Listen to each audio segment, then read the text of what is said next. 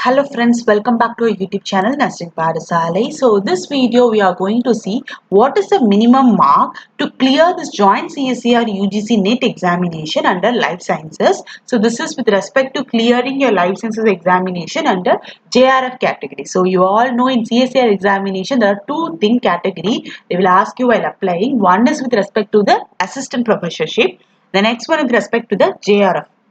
Okay, so this particular thing. So in life sciences, you can be able to see for JRF nearly 40,000 students, that is 47,000, say 50,000 students is applying for this life sciences examination, that also under this JRF, because when you compare all other sciences, that also in JRF category means only 20 to 30,000 students will apply. But if you take life sciences student, JRF category, nearly 40,000 candidates had applied for this year, say 50,000. But if you take 2020 and all, 1 lakh students are applied because the number is increasing. Since it is a life sciences, you know, MSc botany candidate, MSc microbiology, MSc biochemistry, MSc biotechnology, everyone will apply under this category only. So if you want to clear your life sciences, that also under JRF, it is really a highly a competition and it's very difficult also. But if your preparation is very good, then you do clear your examination. So for JRF, nearly 50,000 candidates have applied, whereas if you take this LS candidate, only 16,000 candidates have applied.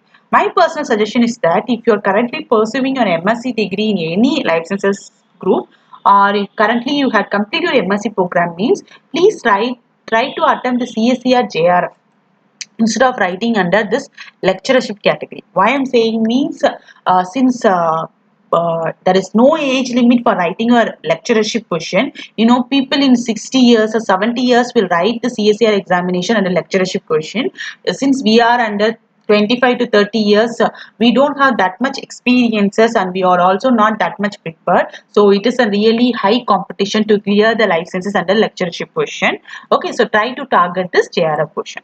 So now let's get into the video. So before entering into that, who decide this minimum mark means this NTA is involved in deciding the minimum mark to qualify any examination.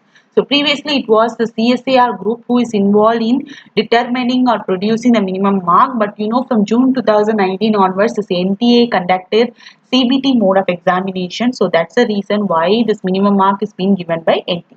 So now let's get into the video. So here, what is the minimum mark to qualify joint CSIR UGC NET examination life sciences under JRF category? So before entering into discussion, let me giving you how this minimum mark to qualify this examination will be decided by NTA. Since NTA is examination conducting authority, so there are four factors. First factor is the total number of students applied for the examination. See, 10,000 students has written the examination means the cutoff will be around 35 marks. This is an example only. Instead of 10,000, the next year 50,000 students has applied means the cutoff will be high. It is lesser the number of students applied, lesser the cutoff will be. Greater the number of students applied, then the cutoff will also be greater. Next factor is with respect to the difficulty level of the exam. The question paper is very easy, then the cutoff will be very high. The question paper is very tough, the cutoff will be very low.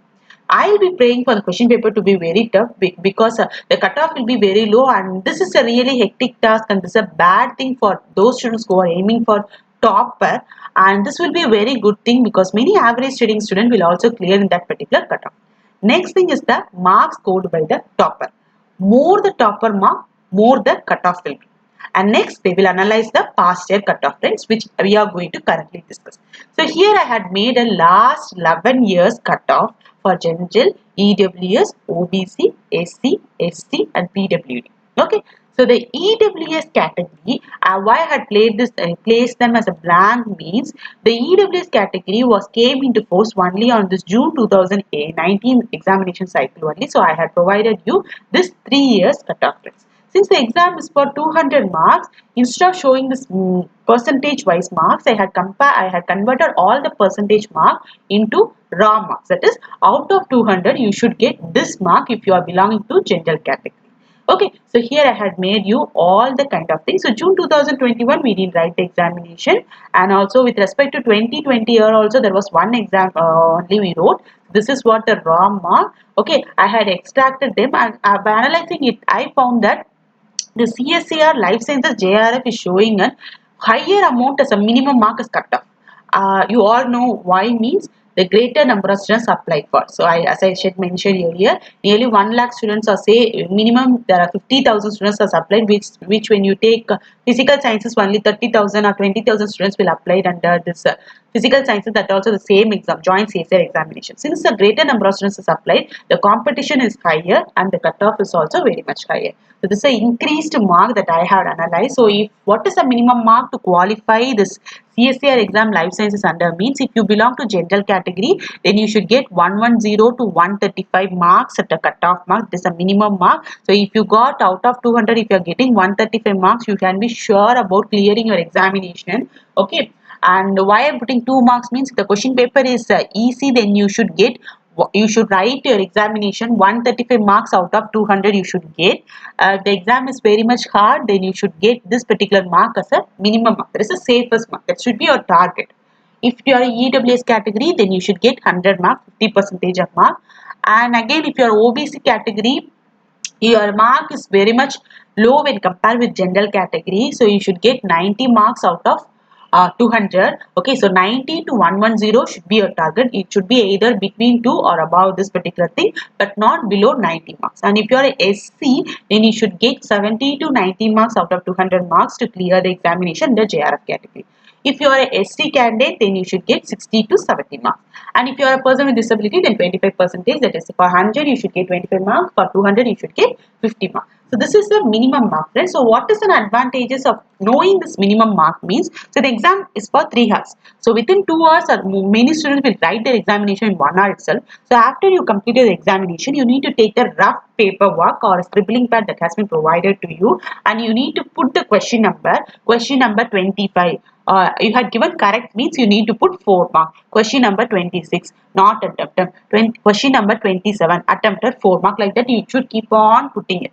At the last, once you should completely given the examination, then you should calculate the mark. Say if you are a OBC candidate, then you should get 110 mark. That is 100 mark out of 200, so that you can be sure about it. And this particular has many advantages, like you can come out of attempting for question. Okay, so many students, even myself, once I had completed the examination within 2 hours, again I will revisit the question paper. Again, I'll revisit the question paper, and I'll change the option that I had previously marked them as a correct. But you know, the mind will think in critical way, and that will make our mind to think in a wrong way, and that will make us to give a wrong option which we had already given them as a correct. So we can prevent attempting for question, and you can also you can save yourself from giving negative marking, because many students will lose the CSIR exam. They will fail to clear this examination because they will attempt those questions that will lead to negative marking scheme. So for 200 mark, already the particular person will get 150 mark. But due to this negative marking, they will get mark, instead of 150, they will get 90 marks. So that makes them to fail in the particular examination. So that's the reason, friends. Thank you, friends. Thanks for watching this video.